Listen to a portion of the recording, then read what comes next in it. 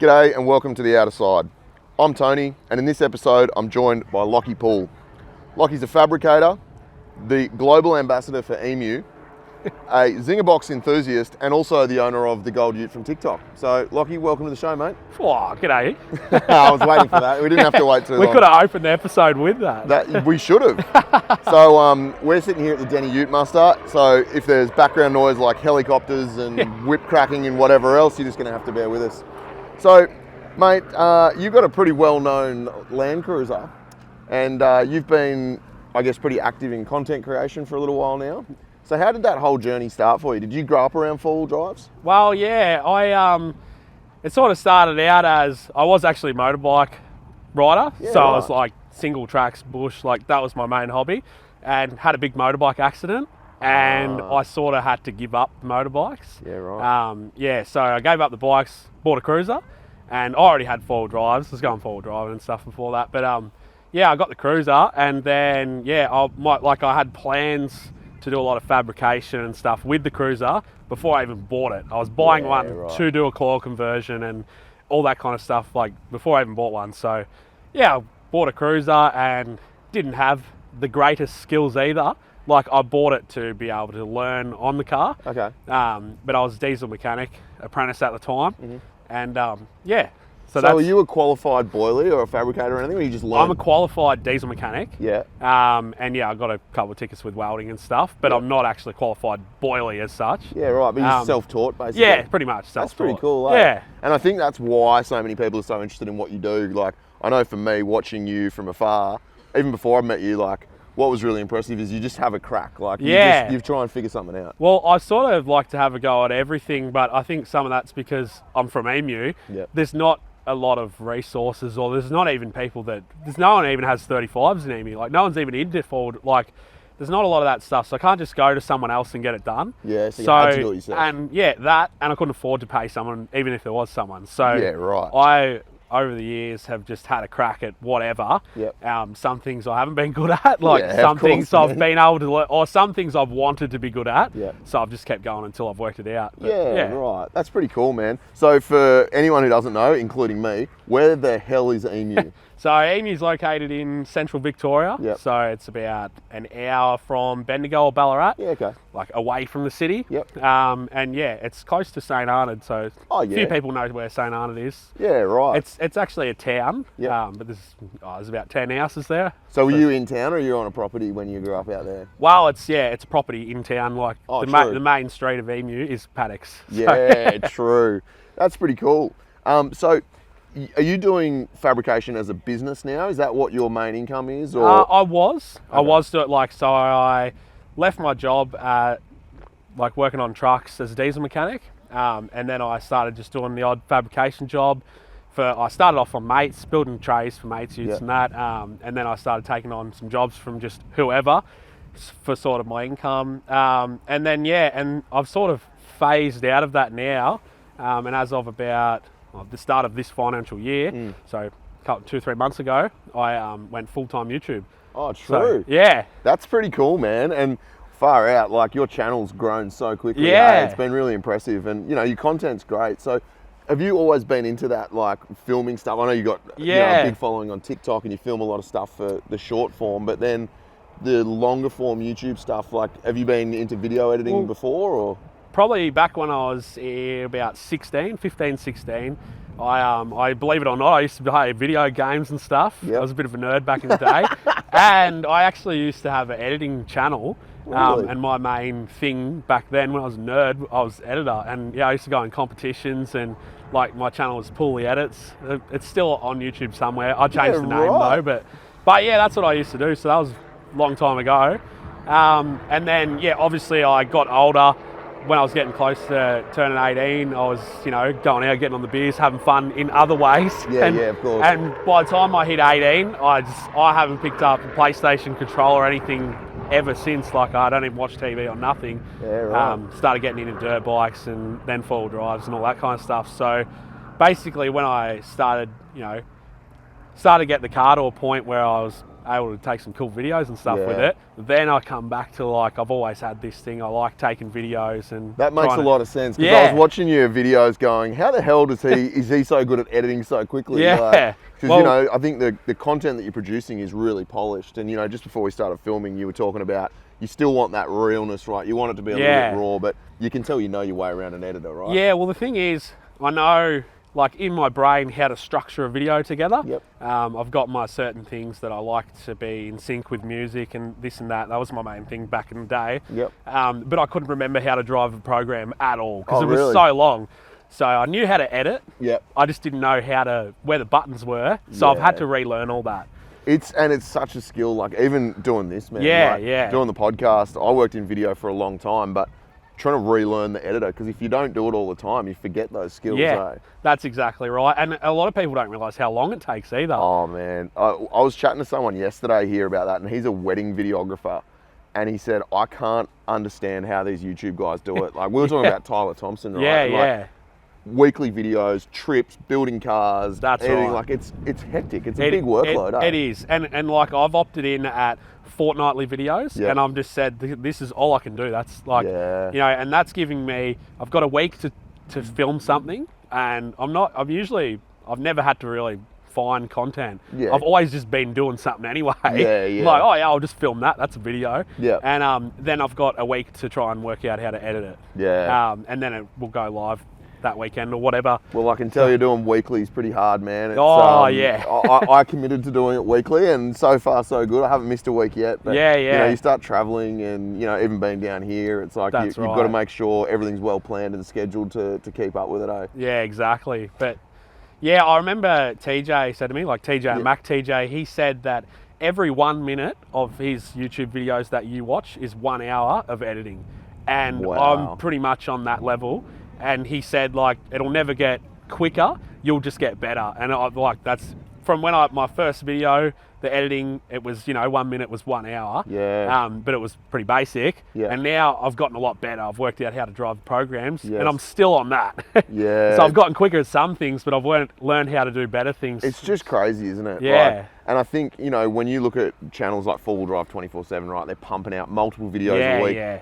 And I think what people don't understand is how big that business is in terms of how many staff they've got That's- editing and filming to keep up with that So content. right, eh? yeah, they've got, you know, multiple people doing all kinds of different jobs to make it actually happen. And you're doing it all yourself? And I'm doing 100%. I film, edit, and everything. And you're the I've got to talent. do the work. You know, like if it's a build thing, Yeah. like I'm building obviously my 40 series Baz, like, Yeah. you know, there's a lot of work in that. Yeah. Let alone taking videos while you're trying to do it. Like, yeah, it's, you it know, makes everything slower. And Yeah. you know, like, I know you've done a lot of trip content, how much longer a trip takes when you're filming, hey? Like, Yeah, that's I don't think right. people have an appreciation for, you know, like, a track that you might drive solo in 15 minutes can take like 3 or 4 hours if you're That's filming right. multiple cars. Like you'll be driving down a track and you'll come to a big obstacle and you don't just pull up, have a look, work out how to drive it and then send the car up.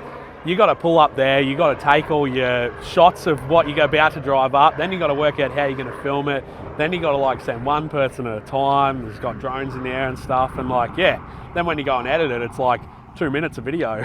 Yeah, it's full on, isn't Yeah. it? I guess I'm cheating a little bit because, you know, it's a 1 hour conversation, so it's Yeah. a 1 hour edit, but It's a different even kind going of through thing. that, it still takes time, right? That's right. It's the cutting and like when I edit a video, if I'm editing in the shed, so it's me in the shed and I'm talking about something, that'll take me forever and it's very draining for me to do Yeah. because I'm like, I cut out all my ums and ahs and stuff and you're like cut. But like when it's actually full driving, it's usually actually a lot quicker for me because if it's just cars driving through whatever, I just smash it all together with the music and it just works. So I can imagine what you do would be the annoying part of what I do when I'm... Yeah, it's a little bit challenging, but Yeah. like that's the only time I watch them. So I never watch these episodes, but I watch them when I'm editing them. Yeah. And you know that gives me an opportunity to cut out anything stupid that I say. Or, Yeah.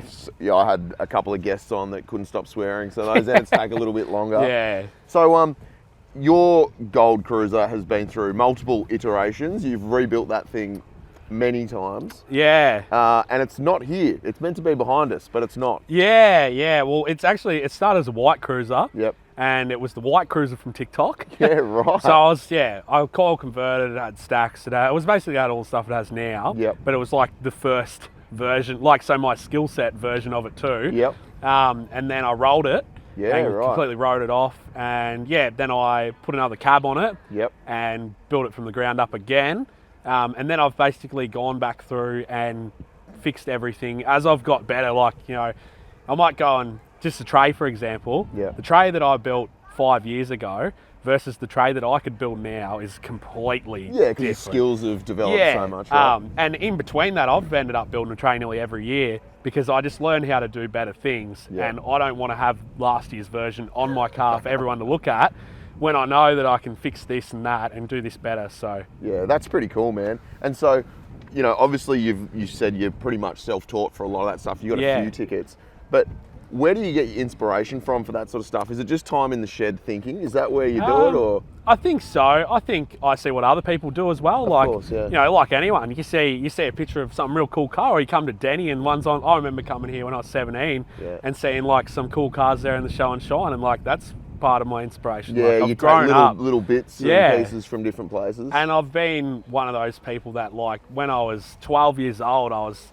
modifying my scooter, like trying to make it better. And then I was like modifying my BMX when I was a bit older. And then I got into dirt bikes and I was, So were you racing dirt bikes or were you just social? Never raced. I was racing myself through the bush, basically. Yeah, so what, just like enduro, single Yeah, trail enduro, stuff? single trail stuff. Yeah, that was what I lived and breathed it. As much as I could, I'd get out. Because where I live, it's, you just jump on the bike and go. There's no loading up on the trailers, taking it anywhere. So yeah, that's pretty cool. So full-time YouTube, I didn't know that. Yeah, so right. Full-time YouTube. So what, you're going to do a mixture of like trip content and build content? Exactly. Is that kind of the plan? Exactly that. So build the cars and then go out and use them.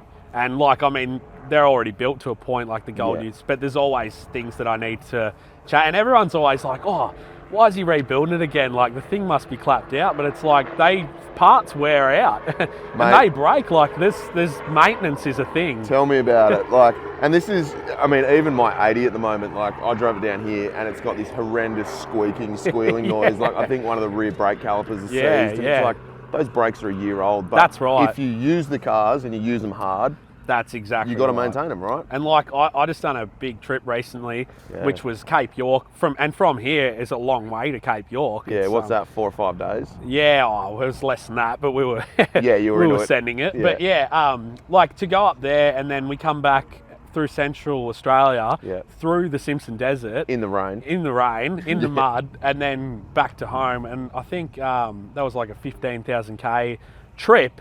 But during that, the amount of mud and like dirt and corrugations and stuff, like when I got home, all my brake pads were worn out. So my front brakes, my rear brakes, and my handbrake, I've got a disc handbrake, my tail shaft.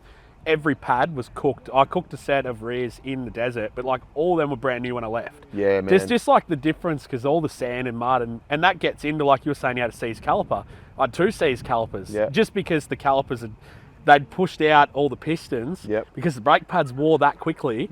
And then all the mud had got in through the boots and like... Man, I believe it. Like, mud is horrendous, what it does to cars. Like, I've completely destroyed a set of brake pads in one trip to Tassie. In 2 weeks, I ruined the whole set of pads.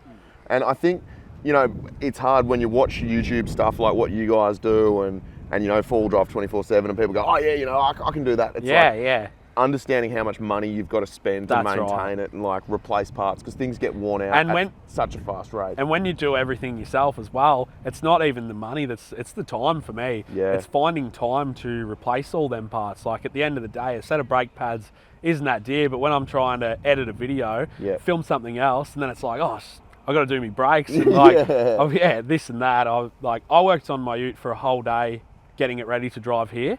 I was replacing a bunch of bushes and different things, and then I jumped in it to test drive it and snapped an axle. Spill, a supposedly unsnappable axle. I think what had happened is the axle was stressed. It's been in there a year. And that unbreakable doesn't mean unbreakable. Of course it just not. means that they are a lot stronger than a standard harder to break. But I'd say a couple of weeks ago I was wheeling with Tyler Thompson actually and John Ohm, and we were like 37s, bouncing, like winching, like hard stuff. Yep. And I'd say that's where the damage was done. So yeah, it's always the way, isn't it? Yeah. Like, all of my major breakages have all happened on the street, but I can guarantee that the damage was done off-road. That's and it's just right. so happened Yeah, that it's let go yeah. on the street, eh? Well, I'd say it was fatigued from having a hard life, and then I was into it. I gave it a bootful, bang. Like, it was bad timing. So. And it's always on the street too, because that's where you got traction, right? That's exactly right. So, but anyway, it's all part of the game we play. It's not like I won't be coming back next year. Yeah, exactly. It's one of those events, eh? It's a bit of fun coming here. So you mentioned Baz. So you're building a 40 series, but it's a pretty spicy 40 series. So you want to talk a little bit about that? Yeah, so I got a 40 series on an 80 series chassis. Yep. And then I've gone and actually cut every single mount and cross member and everything off the 80 series chassis. So I might as well have nearly made my own one. But like, you have to have a VIN number to get engineered. There's ways around it, but anyway, that's how I went about it. And then I've done all custom suspension and everything's custom. Yeah. So it's got a barrow in it, and I've got a turbo and whatnot. So is it going to be a big power barrow? Nah, I'm aiming at around 600 horsepower. That's enough. So I don't want more than that. Yeah. Because there's no point. I feel like it'll be too much. Yeah. I want it to be fun, but I don't want it to be break it every time I drive it. Fun. Yeah, you get into like race car territory once you're up around that like 900,000 horsepower mark. That's right. It's a lot of power in a full drive. And when I started building the car, I wanted to build something that it's like, I just want a car to have fun in. And also the fabrication part of it, it was another learning experience. So I got that level beyond. So on my Gold Ute, I coil converted it and I painted the cab myself, and I'd done, built trays and whatnot. Mm-hmm. And then I went to the next step of like trying to do all that stuff again, but like when I'd actually gotten good at it. If you know what I mean? Yeah, of course. I started, instead of trying to fix up the other car and keep trying to make it better, I was like, I'll start from scratch now. I'm actually learning a lot of skills. And obviously this one's a bit better. Yeah. But so... You've been building that for a little while now? It's been 3 years. Yeah. Or might have even been more than that. Yeah, true. Basically, I bought the car, running and driving, brought it home, drove it to the shed, pulled it on the hoist and started ripping the cab off, and it hasn't run since. Yeah, right. But I suppose a build of that magnitude, right? Like you've changed everything about the car. And the problem is I've got the other car. Yes. So, I've done that much stuff to the Gold Ute in the time from when I started the other car, as well as when I started building ute trays. I had no time to do anything on my cars at all. That's actually why I've gotten out of it. Yeah. So I could focus, because the whole time I just want to build this 40 series. And I'm just looking at like, how can I do it? So like, started building ute trays, worked really hard, made enough money that I could buy the parts to finish the 40 series, but I didn't have any time to do it. Yeah, it's always the challenge, isn't it? So I've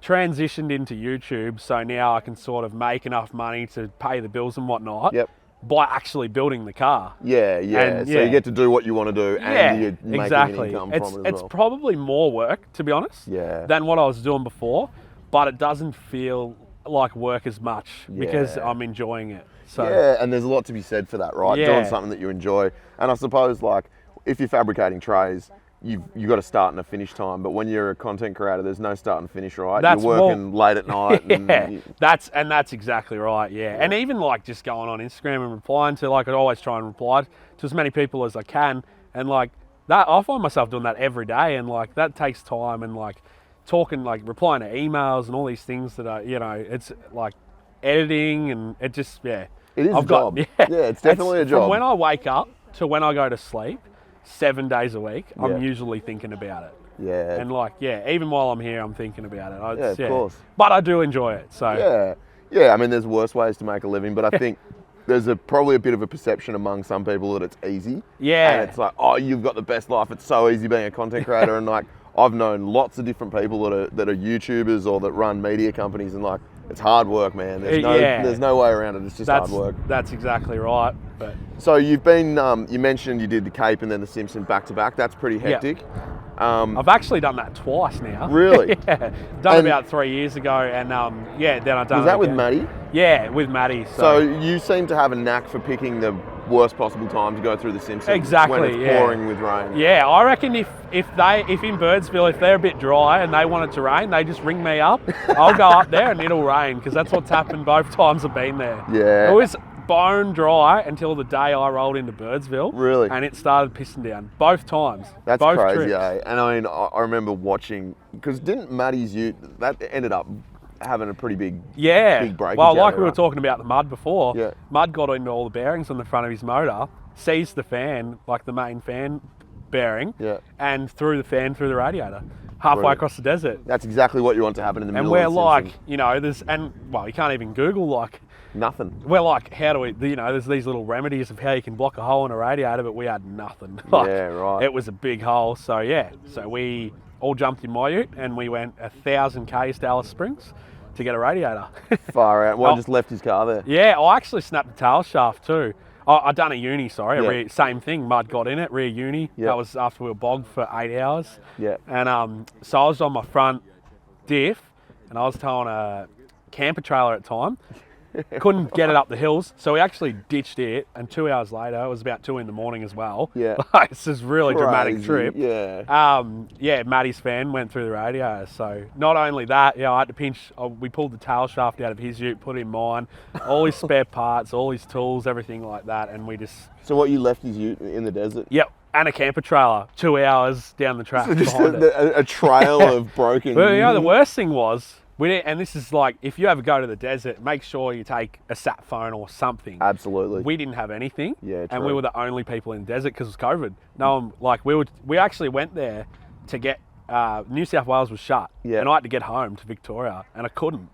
So we went around the long way. Through the desert. Well, we were going past it, and we Yeah. just like, Man, there's a lot to be said for that. We did the Simo in 2019. We went out to Fink, and like, I've done a lot of remote touring and travel, but the remoteness of the Simpson Desert is hard to comprehend until you're there. yeah. Like, you feel very small and very vulnerable when you're out That's there. right, yeah. And like, you're absolutely right. A sat phone or a Starlink or at least a PLB. So if it Yeah. all turns to crap, at least you've got a way of communicating. Well, it was interesting when we were there and all this stuff happened and we didn't, we're like, we could actually die because we hadn't seen a car when we went in, and like, we ended up seeing one car for the entire trip. So it was, no contact, no one to be like, oh, can you ring for us? Or can you tell them at the other end? Yeah. There was nothing. But the last time when we just went through with TJ Mac, I had Starlink. And like, you were watching it'll YouTube work, videos. in the It'll middle of work the desert, while right? while we're on the move and everything. Yeah. So we actually run out of fuel. It was like we were one jerry can short of getting all the cars to the next place. So we didn't actually run out. But we decided to tip the Jerry's into Mac's car Yep. and get him to go get more fuel and come back, so we didn't have to run the risk. So how did you run out of fuel? Was that because of like it was so hard going? 'cause Well, of the it was. weather? If it wasn't so wet, You would have been okay. we would have been okay. Yeah. And if we had one more jerry can, even in the wet, we probably would have been okay too. Yeah. But we were near the other end. And just to be on the safe, and Mac offered, he's like, I'll do a night mission, I'll go get fuel and come back. We're like, sweet. Yeah. But then he blew a diff Yeah, on the right. way. But like, anyway, the whole point of what I was saying is we had Starlink and not even once was I stressed. It was just like, It's just that peace of mind. yeah, I eh? was like, but not even that. It felt different. Like, it was like an adventure the time where we were before. It was like survival mode. But like, when this all happened, we're just like, this is boring. Let's watch some Timmy on YouTube. Yeah, Like, yeah, that's it. Man, I don't know, I've had a few conversations with people on this show about Starlink, and like, I fully understand, right? It's good to be connected and all Yeah. that, but I'm in two minds about how I feel about it, because I'm hopeless with my phone. I'm constantly looking at my phone. Yeah, yeah. So when I'm out in the bush and I don't have reception, the phone goes in the glove box. That's and right. I know my wife appreciates that, Yeah, because yeah. I'm a bit more present than like looking at my phone That's all the right. time. But look, I understand, and if you're a content creator, absolutely, it's worthwhile having it, right? Well, even like with our Cape York trip, we had a big group with a lot of friends, and before we went, we got put in the group chat, like, has anyone got Starlink? We're happy to pay to use it. And I sort of said, like, I actually don't really want to give it out to everyone, because I think, like, when we're sitting around the fire at night and that, like, everyone's going to be on their phones instead of like, and it was definitely a little bit different. And like, I tried to not use it, Yeah. but I still did. It's hard not to when That's you've got what I mean, because we're all so used to being connected, Yeah, right? yeah. So yeah, I don't know. I think as it becomes more popular, and like even just here, you look around and you see it on so many vans, and I'm like, is it taking a bit of the romance out of it? Yeah, that's right. I definitely probably more fun in some of the trips that I've been on where you've just been like survival mode. Yeah. Then it's like going away camping in a caravan. Yeah, well, versus like going in I'm a currently swag, doing. you know. Yeah. When you're there in a swag, you're there to camp. Yeah. When you're there in a caravan, you're just there and you've got everything with you. Yeah, I talk about that all the time, eh? Like the simplicity is sometimes really nice, and like I love going camping in the GQ with a swag. That's and, like, right. I have a fridge and a swag, and that's it. Yeah, it's kind of cool. Well, and I've got my little Hilux, old Frank. Yeah. And we're sort of planning to do some trips. I've got another mate, Jim. He's bought an old Hilux, and I've got a couple mates with him, and I'm just so keen. Like you wouldn't think like I've got Barra 4080 and the Gold Cruiser and that, but I am more keen to go on a trip in the Hilux. Just because it's going to be fun to just go out and everything will be a challenge too. Yep. Because it's not on 37s twin locked. Yeah, and you're not twin locked. Yeah, it's good going out in the Gold Ute because it's a V8. It sounds cool. It's like it feels nice to drive. But I'm more like focused on driving the car when I'm there. Whereas if I go out in the old Hilux, I'll be enjoying being in the bush. If that makes sense. Like it's absolutely, man. I'm currently on a ban from buying any more four-wheel drives from my wife, but if I do buy another car or when I buy another one, I want to do that. Like something real simple, pretty cheap. That's right. Not locked, not with big tyres, not with reductions, and like just go out and have fun in it. That's exactly it. Just go out go out with the boys, pack of snags, like an esky with some beers, and just like go on a bit of a mission, get from this end of the bush to this end. Yeah, and I reckon it's nice to have all the mod cons and it's nice to have all the greatest gear, but then like the simplicity, you enjoy it more for what it is, right? That's exactly right. And it's also less stress because you're not worried about breaking stuff, right? Yeah, well, you'll still break stuff. Yeah, of course. So you've done the Cape a few times, you've done the Simo a few times. What other trips have you got planned, or is there anywhere you haven't been yet that you want to go to? Well, I haven't planned any trips as of now. Yep. And only because I done such a big trip. So we actually went to the Flinders after Simpson as well. So, I was on the road for 6 weeks, and it's a long time to be away, not making any money and like not catching up on any jobs or anything. So I've kind of gone on like I've just been working. I've had this weekend and last weekend off, but before that I worked 7 days a week pretty much for like last 6 weeks or whatever. Yep. And just trying to catch up. So I haven't booked anything in, so I can just go on like a spontaneous trip when I decide. But local stuff is what I want to do at the moment because I've spent so much time going to Cape York and going to Simpson Desert and wherever else. And like, there's so many tracks in Victoria. Yeah. Like, I've done a fair few, but like, I haven't even seen a quarter of the high country. Like, it's so big. Like, it's so big, hey. And a lot of the tracks around, especially where I live, we've got a couple of YouTube episodes. I've got one actually tomorrow and maybe one next weekend or the weekend after, like of local tracks. And these tracks are like, they're really fun. Like they're like, I've driven all the way to the other end of Australia and it's not been as good of a track as... It's so funny, eh? So, we all do it though. Like you go to those like big iconic destinations, but half the time, I know for me, like I live really close to the Wattigans. Yeah, exactly. Little solo missions up the Wattigans is when I have the most fun, eh? That's right. So yeah, I think my plan for the next maybe 6 months or so is to just do more local trips and that. And also it's easy. I can just go for a weekend and I can get some mates or whoever, or Jess can come if she's not working, and just get away on the smaller trips. I'd like to go to WA. Yeah. That's only, and also Darwin. I want to go to, like, it's not a four-wheel drive. I just want to go there. Yeah, 100%. I mean, WA is at the top of my list, eh? Like, it's just so far away. That's right. And it's not like, I guess there's beach driving and stuff there too, but it's not like a four-wheel drive kind of, it's more of a tourist thing. Yeah. And I guess for me, now I'm doing full-time YouTube, I've got to find a way that, like, I can't just pack up and go to WA for 6 weeks. Yeah. And not, I've committed to putting videos and stuff out. Yeah, like, and that's the challenge, right? You got to build up enough content that you can go on a holiday for 6 weeks. That's right, yeah.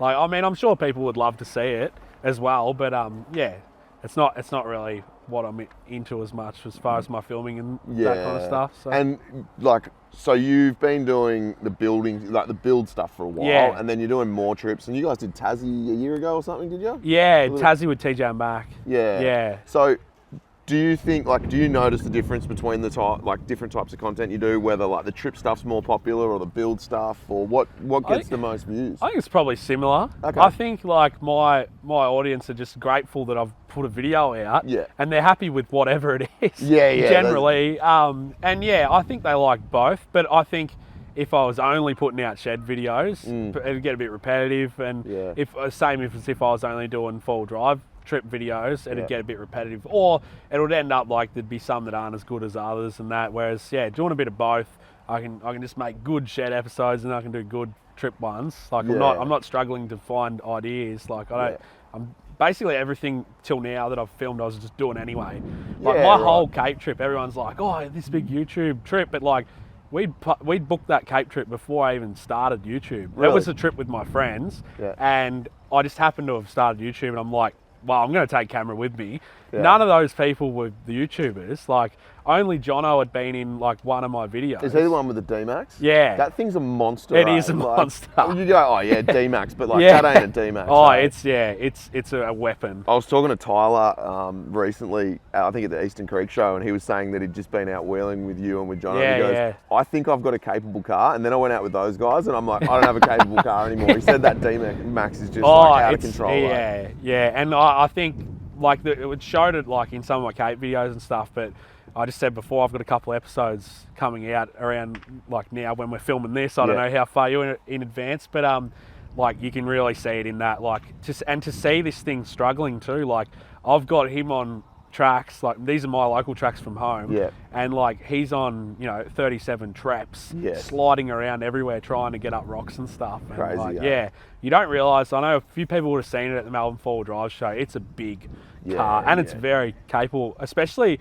I think one of its biggest advantages is it's so light because it's a D-Max. It's not a patrol or cruiser or whatever. It's a little D-Max with the driveline of a so what's in it? Because that's solid axle, right? Yeah, it's solid. I think he's got patrol front and it's just Isuzu rear, I think. Yeah, right. But he's on like coilovers, like it's twin locked coilovers, 37 traps, like it's a monster. Yeah, he doesn't drive it really on the road, like it's just a bush car. He's got two other D-Maxes. Yeah, right. He's got full like a D-Max work one. enthusiast. He's got a work one, and then he's got his one that he drives around everywhere. So he can sort of get away with, it's just like a bush car. Having it pretty rude. Yeah. Whereas like if that was me, I'd have no hope. yeah. Well, I'm a bit the same, right? Like I daily drive my 80, so I've got to keep it somewhat sensible, right? Yeah. You got to try and do the right thing when you're doing that. But yeah, and I think that's what's so good about your content, right? Like what you just said.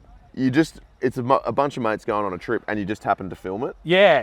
And I think that comes across. Like it's very authentic, right? You're not acting. It doesn't feel like you're like playing a character. You're just yourself, right? I think that's one of my biggest things too that I'd like to, like I think about that and I'm like, I need to make sure that I keep it like this. Like I'll think about that before I do things. Like I'm like, you can't go and wander off doing some other like, where you start acting and carrying on and like I just like to try and keep it real. Well, I think you'd lose a lot of your audience if you went down that path. That's right, yeah. And like people can see through the man. Yeah. Like, you know what I mean? There's I think that real genuine character comes through, and that's why people appreciate it. Yeah, I think, and it's good. Like I've got so much in my to-do list banged up that I don't have to go and like start thinking of all these things to do that are new, like. Where it's not real. Like I've got so much real stuff in my schedule that all I got to do is film it. Yeah, absolutely. So you're doing a bit of work with brands now as well. Like I know you do some stuff with Dachi and we were just talking about KFC. Is that going to be a future? KFC, they have finally messaged me.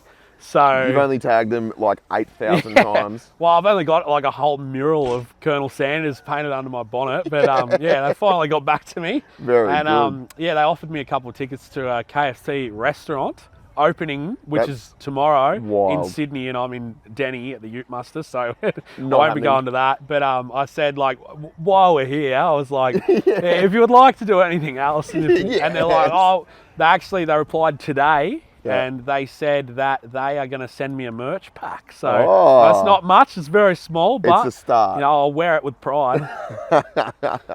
Oh, mate. So, I mean, I think, like such a big part of your appeal, particularly on like Instagram. I'm not on TikTok. I'm too old for that. But, it's you take the piss out of yourself and everybody else. And I think, that's really relatable for a lot of people. Yeah. And, like, talking about emu and checking fences and zinger boxes and all that sort of stuff. Yeah, Like, yeah. you know, it's lighthearted. It's That's right. You're not trying to take yourself too seriously, which I think's really, really good. Yeah, well, and that's one of the things that I want to try and stick with too. Like, yeah, and I like just having a laugh. Like, I enjoy like seeing people smile and laugh as well. Like, I get a kick back out of it. Like, yeah. So you're a bit of a natural entertainer in that respect.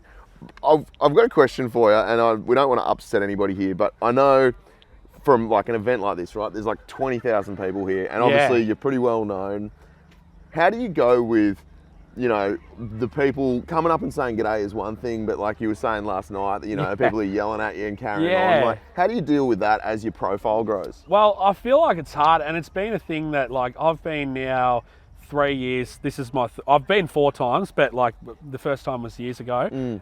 So 3 years in a row, and the last 2 were with the car. This is without the car, and you know they've all been similar. And it is full on, and it's hard because you know when someone's coming up to me and they're yelling out, trying to say g'day, they're not meaning any harm. No. Like they're like, oh, there's Pooly, go say g'day to him, and they don't realise that I've just had 100 other people do the same thing. They don't see that. They only just they're in the moment. So it's no one's fault. But it does make it a little bit hard. It's harder to enjoy the time here. I did actually put on my Instagram last year before I come. I said, just so everyone knows, I'm coming to Deni to get on the beers and have fun like everyone else. And I'm like, you know, I'd appreciate it if people don't come up and ask questions about the ute and work and how much for a tray and this and that. And I was really impressed. Everyone, like, actually, it was really good. Like, everyone, I didn't think that it would even make a difference. But I really appreciated everyone took, and I think all it is people don't realise unless you say. And you say, hey. And they're like, and a few people I've said it to this weekend. Like people have been asking for it. I'm like, oh yeah, like can you make it quick? Like I just don't want to lose my girlfriend. Like she's just walking off there, and I'm just trying to get a beer and stuff. And they're like, oh no, that's all good. Like they understand when you say, but it does make it a little bit less enjoyable. It's so like it's hard for me to have fun here because I can't walk from here to over there without getting stopped 10 times. Yeah, well, even just walking over here to film this, you know, you got stopped about 4 or 5 times, and I think you're right. Like no one, they don't mean anything bad by it. They're not trying to be annoying or anything, and like it's hard for people to have perspective. That's right. It is sometimes difficult to not be able to disconnect, right? That's right. And the other thing is, when I first went for a walk last night, I was walking through the campground and I went all the way into the beer tent, got beers, and people were going and yelling out, and I was doing it back. I was having fun. Like it was great, and you know people were laughing, I was laughing. It was a great time, and it was really fun. But then maybe a couple of hours later, and it was still going, and I'm like, okay, that's enough. Getting tired. But you can't stop it. It's just, you can't just say, oh, that's enough. Everyone, no more floors. I just want to, have a beer. And in their defence, you started it. Yeah, so, that's right. It's no one's fault. It's just how it is. But I'm keen to get out there tonight. I'm probably going to try and stay away from the concert, because that's where it's hectic. Yes. And I want to just get out in the ute paddock, and I want to see some people limit bashing their utes and well, I hope all that happens, because last night was really quiet. It was actually, and I've noticed it. A bit on next door, but having a good time over there. Maybe we'll go over there after. Yeah, I reckon. Well, you have to, because we made them turn the music off, so I said I'd have a drink with them afterwards. But that's actually something I've noticed. So I've come here 3 years in a row now and camped in the ute paddock and, got on the beers and had fun. The first year, 2-3 years ago, whatever it was, that was wild. Was hectic, I remember having 100 people walking me, marching me back to my camp from the GME stand. Yeah. And I had 20 on the tray, and they were feeding me beer bongs through the window. And I was limited bash there, but it was great. It was a good time. And then last year, it was a bit quieter because I think the police were showing their presence a bit more. They were, going around warning people. And I actually got, I don't know if it was last year or the year before, some person come from about 6 rows away to find me, to ask me to key bang their car, and walked me all the way to it. And I was doing it. I was banging it. It was a great time. And then I got this tap on the shoulder, and it was 8 cops. Oh, really? Not just one. It was 8. A team of them. And they're turn it off. Don't do it again. I'm like, sorry. It's actually fun. Not even my car. It's not even my car. Everyone's smiling, having fun. But they've done that, and They're doing that this year, but they're threatening like they'll actually do. As soon as you got the keys in the ignition, car's running. If you had a few drinks, Drink driving. you drink driving. You don't have to be sitting in the driver's seat driving. You can be just revving it up. So people are, I think they're more nervous that they're gonna, you know, they're like, oh, is there any cops around before I start it? And like, I suppose it's not one thing to encourage doing that, but we are at the Deni Ute Muster. I know, and that's the challenge, right? Yeah. And like, you know, obviously GME's here as a sponsor of the event. Yeah. And like, you know, we're a pretty serious company. We like sell communication and safety products, right? Yeah. But like, you can still have fun and be safe at the same time. And That's like, right. The cars aren't moving. No, so like, no. I don't see how it's dangerous. Like, you know, that kid that got hurt last year, like, that was unfortunate. But that was a different thing too. That was You know, there silly, was a right? guy there with an aerosol can and a lighter. Yeah. That could happen at a fire or like anything. Could happen you anywhere, know, right? It just makes it look bad because it's at the Deni Ute Muster and the guys keep banging his ute Yeah. in the process. Like, but yeah, it makes it look bad for everyone else. I guess. Yeah, and it's a bit of a shame because that's so much of the character of this event. is. Like, this is a completely unique event. That's right. I think anywhere in the world, really. Yeah. Like, I don't think there's another one of these. That's right. I think in general, I don't even think it's just this event. I think it's like all kinds of events. Yeah. I think like the whole of Australia is just getting a bit soft. Like, Yeah. you know, the cops are like 3 years ago, I could drive my ute around and not even worry about cops and stuff like that. Not that you should be doing that, Yes. but like, you know, just the difference to now, I like don't even want to drive it on the road at all. And I've gone to great lengths to get everything engineered and be all right. And they still, like, I'm scared to drive it. You still get harassed, And right? and that's like, you know, I'm just talking about driving four-wheel drive around, but it's also the Deni Ute Muster Ute Paddock and like all these other different events and things that are happening. Like, yeah, they are cracking down, and yeah, sort of.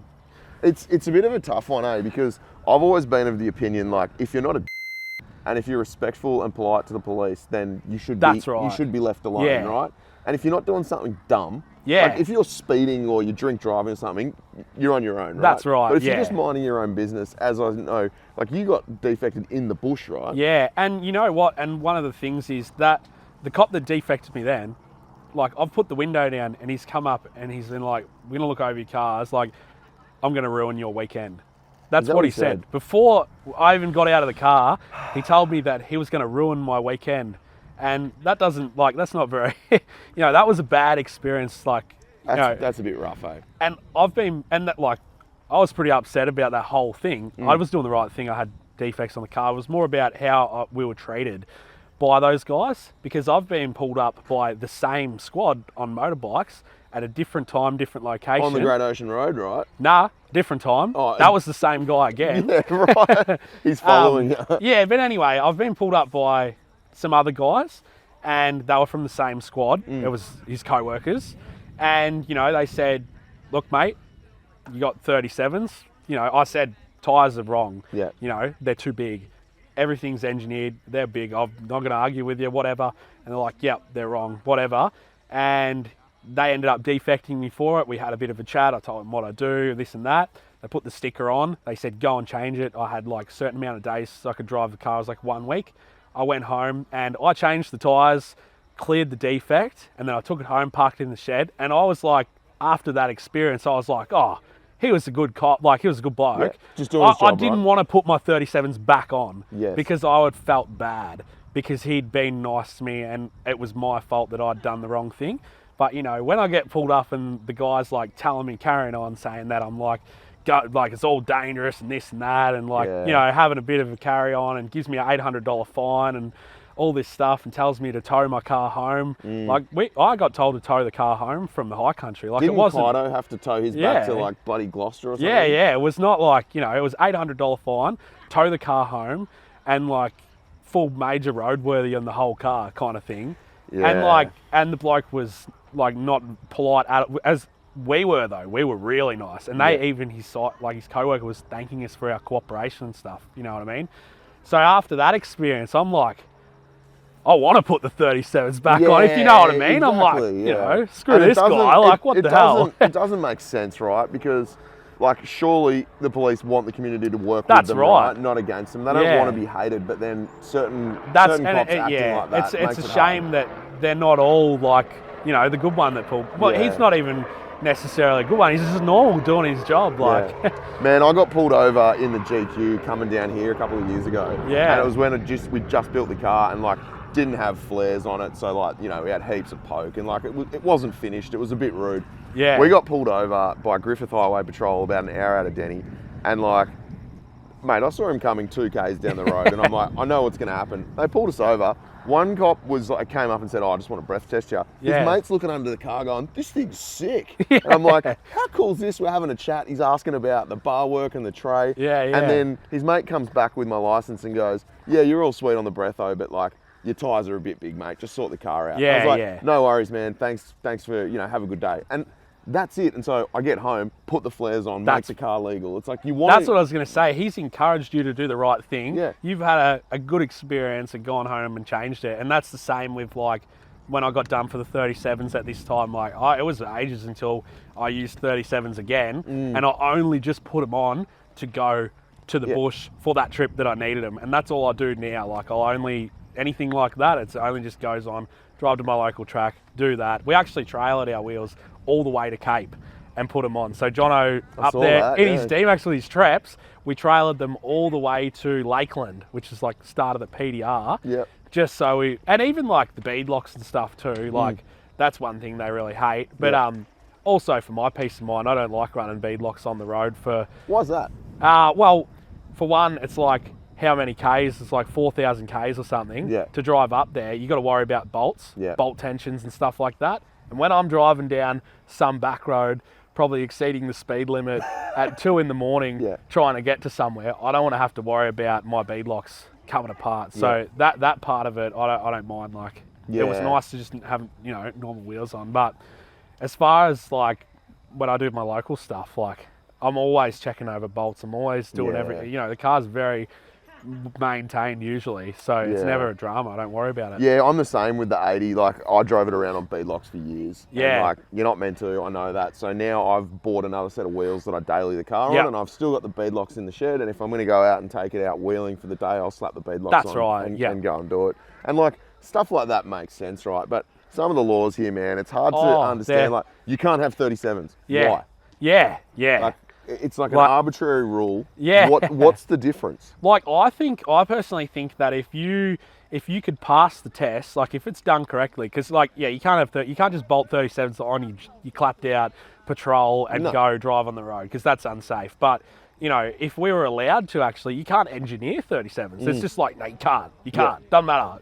You can't do it. But like if we were actually allowed to try and do it, people would develop products to support the car in other ways, brake upgrades and sway bar upgrades and things that make it be able to be safe with 37s. I know Superior and these guys all do it with their SSM things. Like, they can't just write that out and do, like, they've had to pass some tests to make that happen.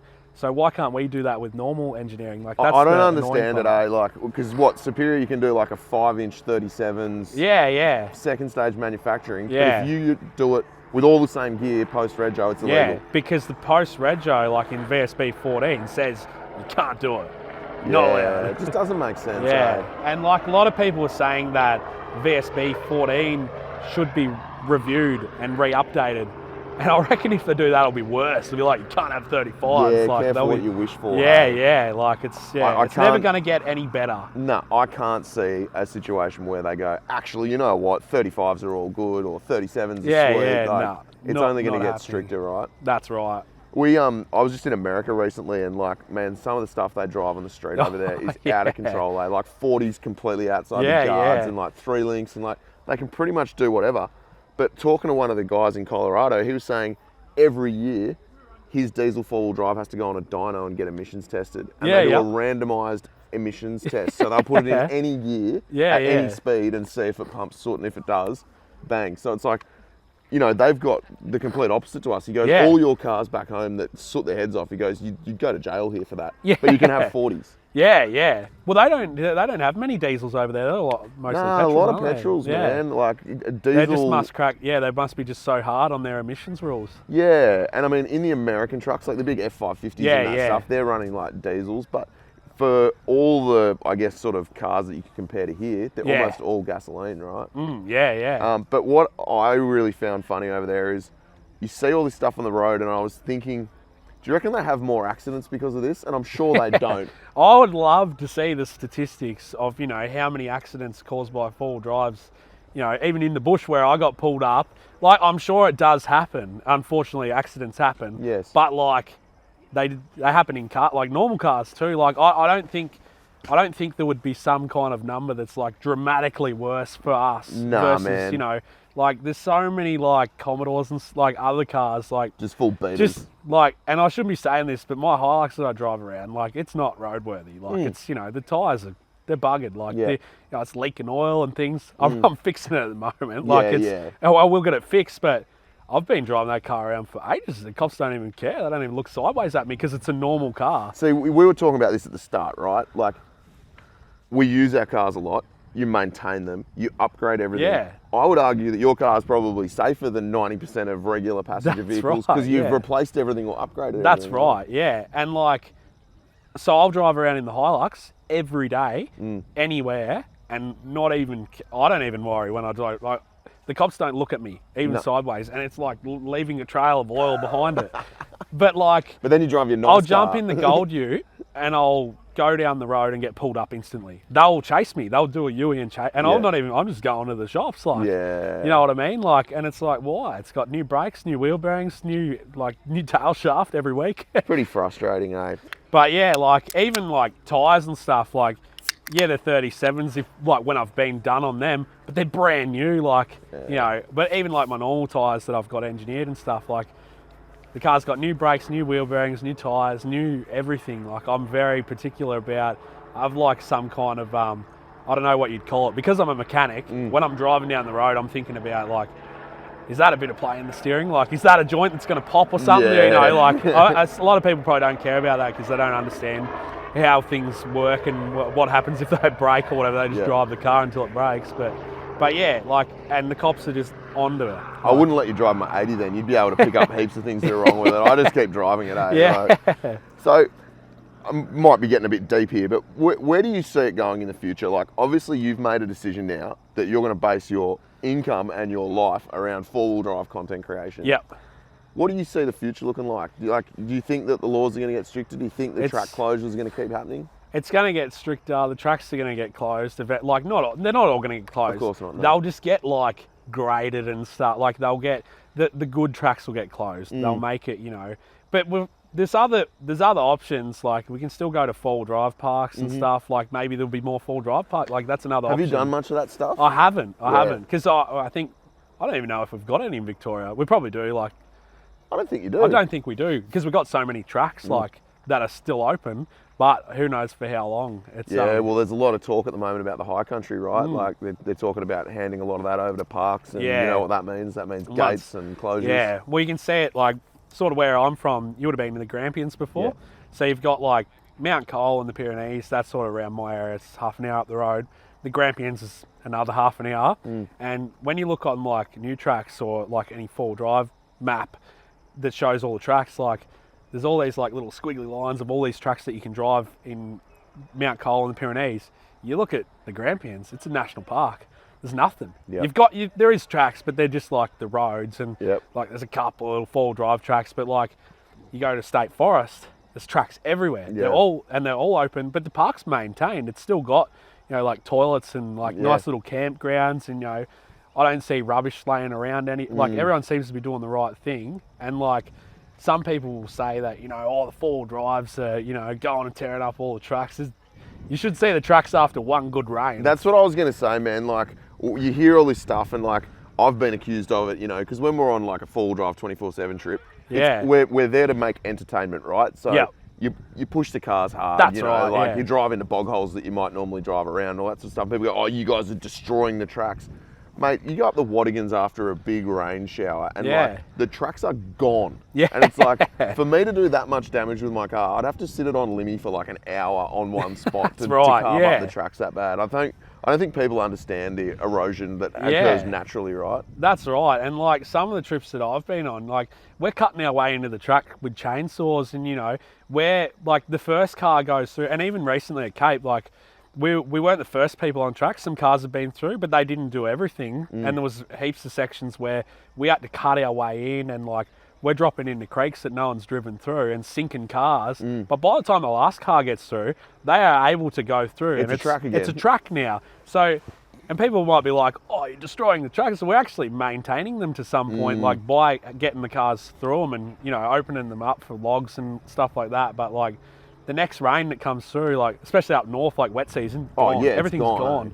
But like at home, my local tracks around like Mount Cole, Pyrenees and that, like what I remember driving 2 years ago, I actually was driving a track with the boys and I was like, I don't think this is the section that I could, like I thought it was a different track. That's how much it had changed just from like floods and rain and stuff like that. Yeah, man. And like our wheels driving up it at a fast pace, you know, throwing a bit of mud here and there is nothing. It does nothing, eh? Nothing. And I mean, I don't know about Victoria, but in New South Wales in particular, man, we have like a massive problem with rubbish in the bush. Yeah. Now, I'm not saying that all four-wheel drivers are little angels and that they don't leave rubbish, because I know that they do. You see like broken King's awnings and shit in the bush. That's right. But in New South Wales, I can tell you, it's not four-wheel drivers going in and dumping like tipper loads of asbestos in the bush or building waste or bricks or tiles. And you know, you go out in the bush and you see like a queen-size mattress. And you're like, a four-wheel driver didn't bring that here, but we get blamed for it and we get punished for it. Yeah. It's a bit of a hard one, and I think, you know, particularly for someone like yourself now that you're a content creator and like, you know, guys like TJ, Mac, Timmy, Tyler, that, you know, you guys have got big audiences now. You kind of, there's a responsibility piece there as well to set a good example. It's good to be in a position where we can try and set a good and encourage people to do the right thing. Yeah. But there's a point where like you still got to go and have fun. Like obviously, absolutely, taking your rubbish home is like a no-brainer like that. But like as far as driving tracks and, you know, open them up, cutting logs off and whatever you may be doing, like, you've still got to be able to have fun. Absolutely. And I think you guys do it really well. And I think, you know, you can't, like, you see people going, oh, if they put a gate, I'll just cut it open with an angle grinder. It's like, that's not going to help. Nah, like, that is not going to. That's going to make us look bad. Correct. If you do that. Like, if you want to make your little goat track around the gate and go drive the track, don't go posting all over TikTok and everywhere. Like, mate, what you do, thank you. what you do, and you're not meant to do. Like, if you can get away with doing it, whatever. But don't go posting it all over the internet for the wrong people to see. That's the main reason that we're getting locked out of these places. It absolutely is. People posting silly shit on the internet for clout and causing havoc. Like, I say it all the time, man. Like, I'm a bit older than you. I'm lucky that I grew up before camera phones were really a thing. Because if I'd had a camera phone and social media when I was 17, I probably would have gone to jail. That's right. We used to do all sorts of silly shit in street cars, you know. But we didn't film it and we didn't put it on the internet. Yeah. Even like I'm a fair bit younger than you, but even when I was like 18, 19, like back in the day, like at home, we used to do some stuff that even now it's like, that's probably like 7 or 8 years ago. And even now I'm like, I'm so glad that stuff, like TikTok wasn't really a thing then. Yeah. And I'm so glad that was just, any of the videos were just shared with the boys because same thing. But yeah, nowadays it's all over everywhere. And I guess I post stuff everywhere too. And like, as I've gotten older, I guess I've got more responsible in what I do post and even what I do to just, I don't want to encourage people to. Yeah, and I don't want to be a killjoy, man. I love getting loose and having fun as well. But like, just don't post it on the internet. Yeah. Like, just don't post it. That's right. It's pretty simple stuff, right? You just give ammunition to people who want to stop us from having fun. That's right. Yeah. So, four-wheel drive parks, I've never been to one. No. I've been to Bendelby in the Flinders, which is pretty cool, but that's like not really a four-wheel drive park. That's big. But I guess the challenge for a four-wheel drive park, I'm assuming, would be that insurance would be pretty. Yeah, probably. Pretty tough. Yeah, insurance would be a major drama. But do you see the touring side of things continuing? Like, do you reckon there will ever be a point where we won't be able to drive to Cape York or drive across the Simo, or do you reckon that stuff will stay open? There'd probably be other reasons that they would be able to close down a place like Simpson or Cape York and stuff like that. You know, it's like they find like a rare bird or something. Yeah, something like that. Yeah, but I think they're different. Like when you start talking about like high country tracks and that, like they'll definitely get shut down. Like they're going to close stuff down. It's not a matter of like if, it's a matter of when it will happen. And like Do you ever see it going the other way? Do you ever think some of those tracks that have been closed will get opened again or Nah, not? there's no way. They're never going to go like, actually, we should let the four drivers come in here and they're not. They'll never do that. So like, and once they're closed, that's it. Yeah, and it's such a shame. And like, I've been talking to a lot of people about this for a while now. Like, I think one of the challenges in Australia is we don't have a unified body. Like, there's no representative for the four-wheel drive community. Like, all the four-wheel drive clubs have got their own little things going on. Yeah, and there's like four-wheel drive New South Wales ACT that do a bit of lobbying, and then there's organisations in different states. But there's no like one big national body that's like a voice for us. That's right. And you look at the states and like, they've got four-wheel drive clubs that maintain the trails. Yeah, and they're like designated four-wheel drive wilderness areas. Yeah, and like, it's so cool over there. And like, they value the industry, obviously. It's a shame that our government would probably never allow that to happen, because like, it would be so, like, imagine if the government just said like, all right, this edge of this bit of bush here, four-wheel drivers can have that. Like, there's nothing there, it's just a few tracks. Yeah. Imagine what it'd be turned into. It'd be amazing. Like, the only ones I've really seen are in Tassie. There's a bit of that in Tassie, right? Like, you do the Ring River track and it's got like a Tasmanian four-wheel drives sign saying like the grade and that you need a winch. And I think Tassie has done it quite well. Actually, I think I didn't do the Ring River, but I think when I went to the Sandy Cape, there's a lot of signs there with stuff like that. Yeah, they have done it really well there. Yeah, and like the Balfour track, it says like, there's nothing to winch off, don't come here by yourself. You know? Like, and that's a really good idea to have that kind of stuff there. Yeah, like, and you look at those tracks, man, there's no rubbish on them. There's no rubbish there. Like, I talked about this in another episode, and someone from Tassie actually commented and said, like, trust me, there's rubbish problems in Tassie. You just must have gone to the nice areas. But I think that's the point, right? Like, the designated four-wheel drive tracks are actually really well looked after. That's right, yeah. So, I don't know who's going to do it. Maybe you need to do it. Maybe you can become the mayor of the four-wheel drive community. Maybe I could get KFC to team up with me and like... There you go. KFC, if you're watching this... Yeah. We need your support, KFC. You can support the four-wheel drive community in Australia, and they'll buy lots of Zinger boxes. That's right. They'll all buy Zinger boxes. They will. Including me. Or you can tell just by the number of people that tag you when they're driving through the KFC drive-thru. You are, in fact, quite influential in the KFC space. Mate, it's been really good chatting to you. I thank you a lot for taking the time out. I know you're here to party and have fun. But that's all right. I've been drinking a couple of cans while we've been sitting here. That's true. We've got to look after the talent. So, yeah, man, thanks a lot. Really appreciate the time. And, I hope you enjoy the rest of the muster, eh? No, you too. Cheers, bro. Thank you. And we'll see all of you guys next time on the outer side.